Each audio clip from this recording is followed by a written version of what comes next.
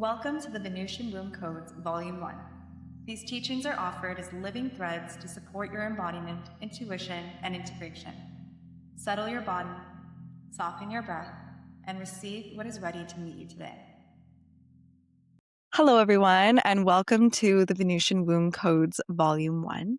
We are going to be going through transmission and code number 2. This is the code of the unknown. And as we spoke about in the first episode, this entire season will serve as an incubation chamber. So really just taking a deep breath into your body and letting the codes land. And let's get into it. So let's talk about the unknown. And if I will speak for myself, I don't like the unknown. I resist the unknown every single step of the way. Ditto. I don't think there will ever be a time where I won't resist it first, but that is just part of meeting the unknown. And the impermanence of life that we experience as very threatening as humans because we like to know, we like to be prepared, we like to be in the know of what is going on, what's coming next, and how to be and operate. So when we're thinking of this unknown consciousness, I guess we could say, maybe that's not the best word to use, but we're going to use it right now. This field is very intelligent. It's organized in a way that our human brains will honestly probably never be able to fully grasp because it is so divinely orchestrated and we could never plan as well as the unknown does for us. And in this unknown territory of life, just these life journeys that we're all on individually, the only constant that we know and have in life is that everything is impermanent and everything will change. Relationships, identities, jobs, seasons, our bodies, the dreams we have, the goals we have. And of course, our mind wants to cling to these particular identifiers. Like our ego will feel so much better when it has these particular things to identify with. But the reality is, throughout our entire lives, all of these things are constantly changing. They're never stable, they're never constant. And that is very unknown. That makes life very unknown. And we do live in cycles. So we might stay within one particular identity, but still cycle within that. And it's going to shift in the way we show up in it. And if there's anything we've really learned, especially in the last season, if you've listened to any of those episodes and in everything we've done for Venusian Moon so far, we have been in a season in this cycle of gestation. Everything that we've been working on and moving through has not necessarily been formed yet. It's really been in this space of the unknown. And nothing has been visible until it's slowly been becoming more visible. Even just these codes are more tangible. These lessons, these teachings are the most tangible they've ever been for both Milana and I since we've started Venusian Womb. So, in the unknown, in this void field, and this consciousness that we're calling it, nothing is tangible, nothing is visible, everything is still in formation and in recreation.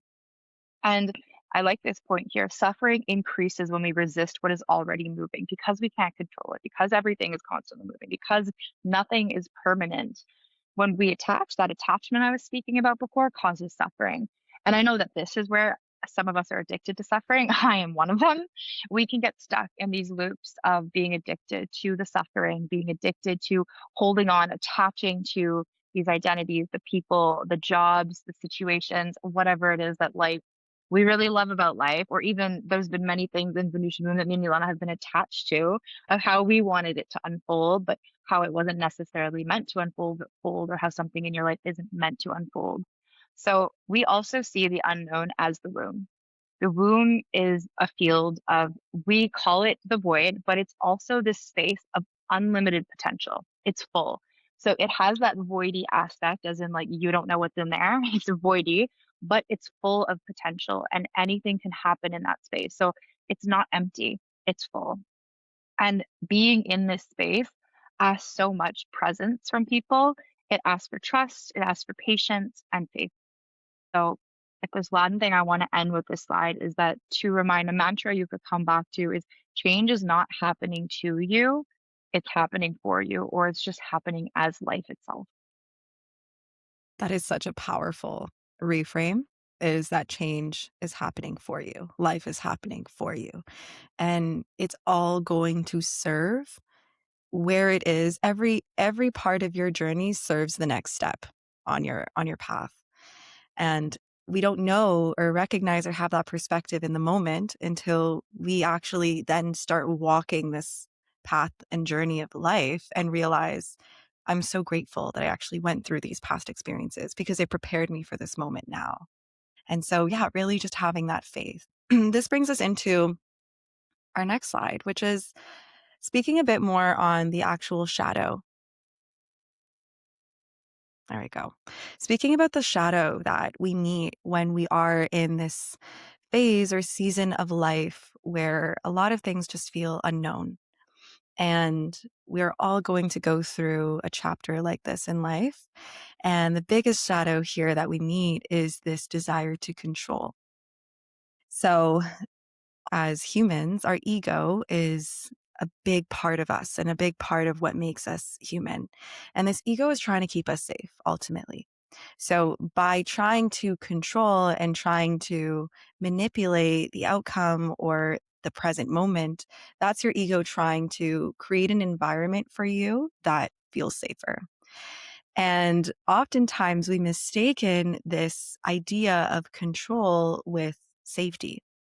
And so when we are trying to control, this is where we start seeing a lot of the over planning, a lot of overthinking, over researching, trying to prepare yourself as much as you possibly can for the worst case scenario or just trying to manipulate the situation so that it actually ends up unfolding as the best case scenario and making premature decisions before you actually giving yourself the time to sit with it. Because again, it's just this, I just want to impose my will on the situation to create some type of change in the direction that I want it to go to. And so this is oftentimes where we find this force. It's this energy of force of imposing your will onto the present moment, of trying to impose control onto the unknown, and ultimately a chapter that is asking for you to surrender. And so in that, there's also a lot of voices that can come up from this ego part, this part that's trying to keep us safe. Is maybe I'm not meant for this. Maybe I'm not ready, I'm not prepared. And this is actually what incites a lot of that desire to control, is not having that trust with yourself to be able to meet life as it is and to face it, to face whatever it is that life may put your way, and to trust in yourself to move through it with grace. And so a big part of the ways that control shows up is through that. It's through, these voices that tell you that you're not enough, that you have to control, because if you don't, then you're not able to meet life, and comparing yourself to other people and their timeline versus yours, and trying to, again, within that comparison, trying to control certain elements about your process so that it may seem better to yourself or your ego, right? And so there are so many different strategies that the ego will try to use in order to impose control, even if it's not able to control the situation itself. It'll try to control the story of how the situation is unfolding. It's going to even control your perception of the situation unfolding in front of you. There's always some type of controlling that's happening here when we're in the unknown. And again, it's having a lot of grace for your humanity, recognizing that this is part of having an ego. This is part of being human, and it is ultimately trying to keep you safe. So it does serve, and it has served at certain points in your life. Also recognizing that that doesn't need to lead, and that we can acknowledge this part of ourselves and acknowledge this part that wants to control, to feel that sense of safety or trust in the process. And also recognizing that, that doesn't need to be present here, and that you are able to navigate and move through the situation, which is really just life, with grace and trying your best. Like, we're human and we're messy, and, we don't have to be perfect in the ways that we're showing up in life. And oftentimes that's why we control, because we want to be perfect. We want to have control over how we're growing and the direction that we're growing in. And because oftentimes we think we know better, and that's also part of being human. And that's the humility of going through life and realizing that, you really couldn't have planned your life to unfold in a better way than it will because life is happening for you. And that comes back to that reframe. One of the things I do want to point out, because I do think that it's very important, is the seeking for external reassurance instead of that inner sensing. And that is where the brain is looking for that evidence. The brain is going to look for all of these external things to give you that reassurance of, I can make it through the unknown. I'll be okay. I'm safe. Instead of being able to, again, trust in yourself, trust in the ways that you are able to be adaptable, the ways that you're able to notice things as they're unfolding in real time and then course correct, recognizing that you're going to make mistakes along the way, and that's part of the process.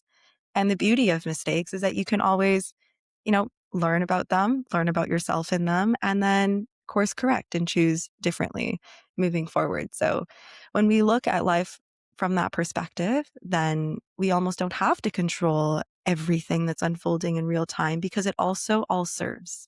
In some way, it's all serving you.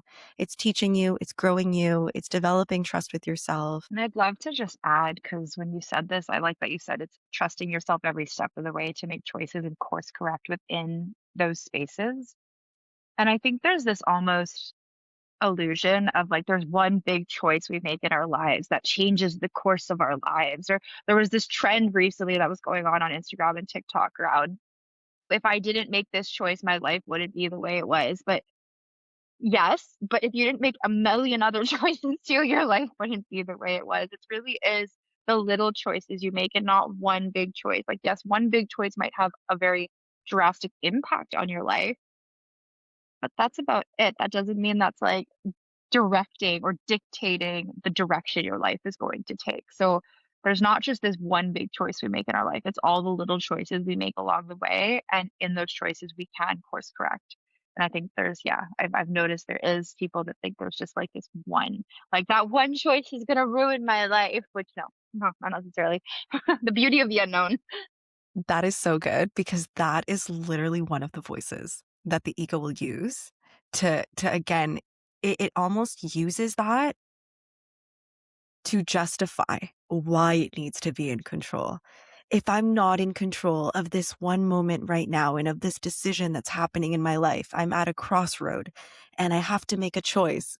There's this like looming pressure that is put onto the situation of I need to impose my will because otherwise it's going to change the entire trajectory of my life. And crazy, there's going to be another fork road after you cross one fork road. You're just going to keep hitting them. I'm curious if in the comments, if anyone feels called to share, what are the ways that your ego or like that kind of shadow of control comes in? What are the voices? What's the narrative that it's telling you? We shared a few, but I'm really curious to see if there's any more because the ego can be very tricky and it can say things that make it seem like it's on your side. And at the same time, it's just trying to perpetuate its own desire to exist and to have purpose. So, to conclude the lesson, the medicine, everything that this code has brought forth us is that this control over the unknown, control over our lives is an illusion of safety. And because the unknown activates that survival wiring within us, and we're scared of it, and we want to know and predict what's coming next.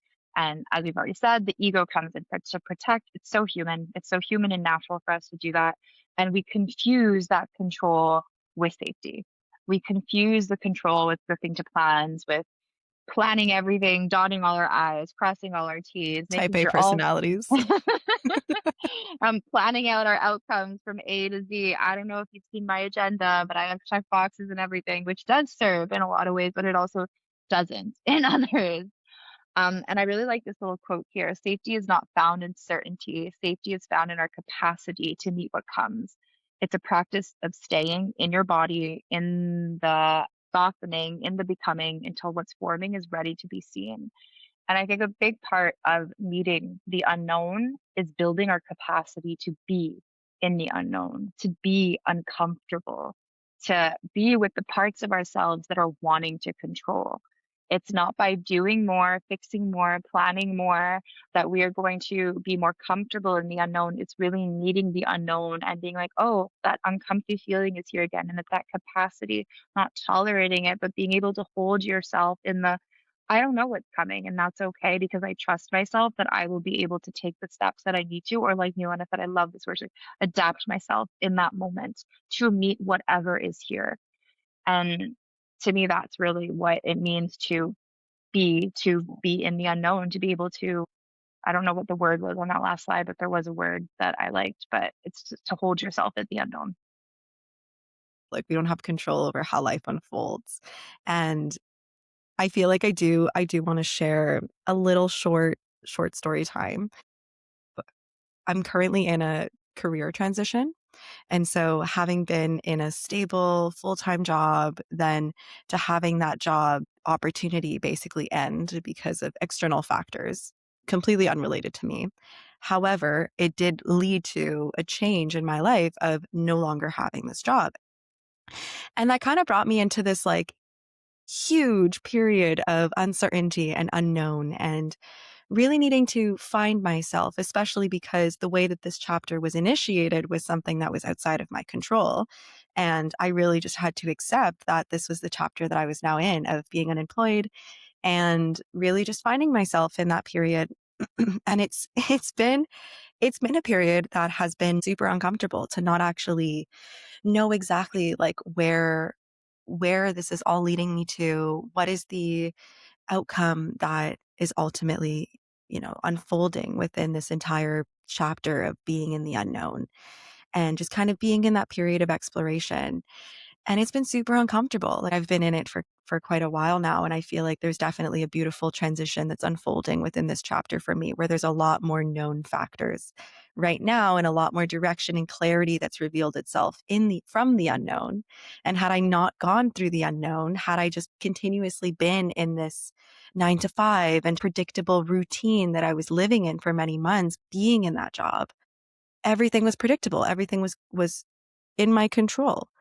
And then it wasn't until I was outside of that predictability and that routine that I was then basically just dropped into the field of the unknown and really just having surrender, to surrender to however long that chapter was going to look like for me, to surrender to the fact that the clarity will come. And it did.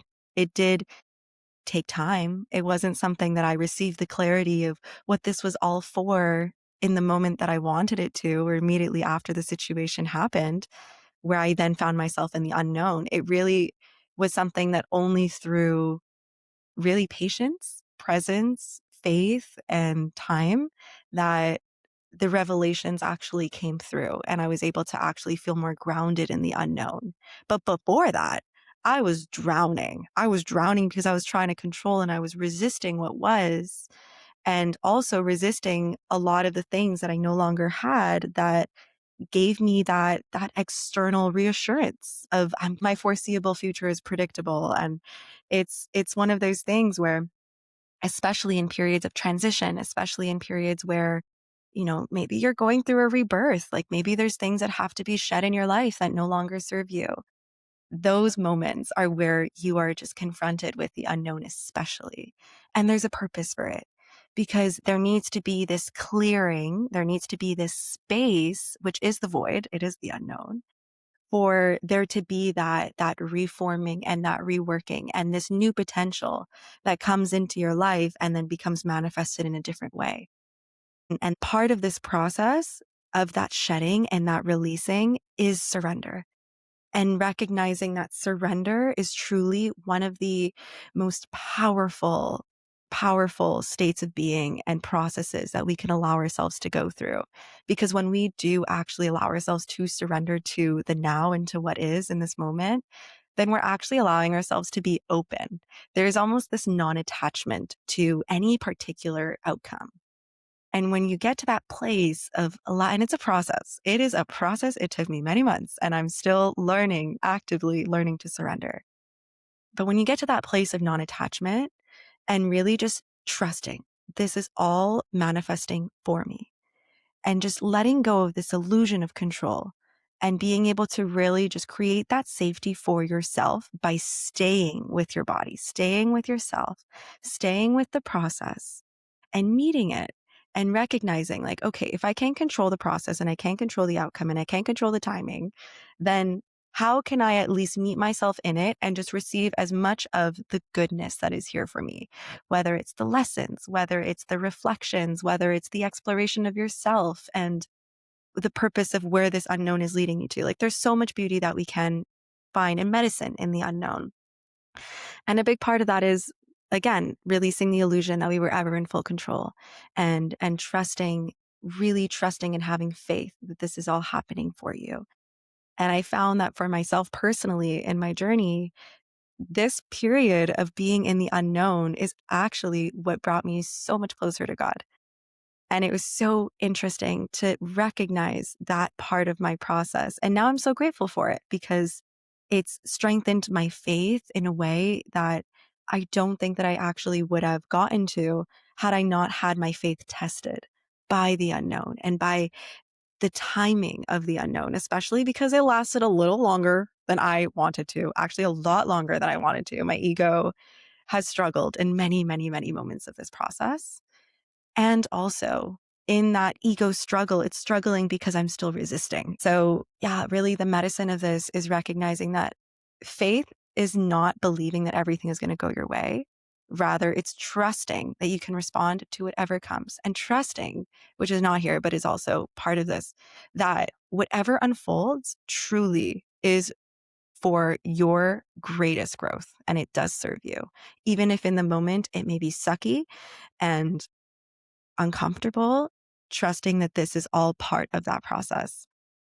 For those of you that are navigating a period of unknown right now, or a period of transition or death of a part of you or part of your life, and maybe there's a rebirth that's slowly gestating within you, really just sending you so much love and trust the process. Like really trust the process. It will test your faith, but it will make you stronger for it. And recognizing that this is all serving for you. And yeah, being on the other side of it, I'm very grateful I went through it. Would I want to go through it again? Nope. Do I have control over that? Absolutely not. I mean, you will go through it again. It's part of this. It's just gonna happen. It's the inevitable. So I trust that when I do go through it again, because life is life and life cycles, and we do go through similar experiences, then yeah, recognizing that faith is now stronger, that surrender is now softer, and it's building you. It's all building you. So thank you for joining us in this incubation chamber for transition 2, the code of the unknown. So join us next in 2 weeks. In 2 weeks, we're doing this every 2 weeks now for transmission 3, which will be the code of the soma. Until then, enjoy life, enjoy the unknown. Thank you for being here and tending these codes with us. If today's transmission stirred something, allow yourself a moment to ground through breath, stillness, or movement.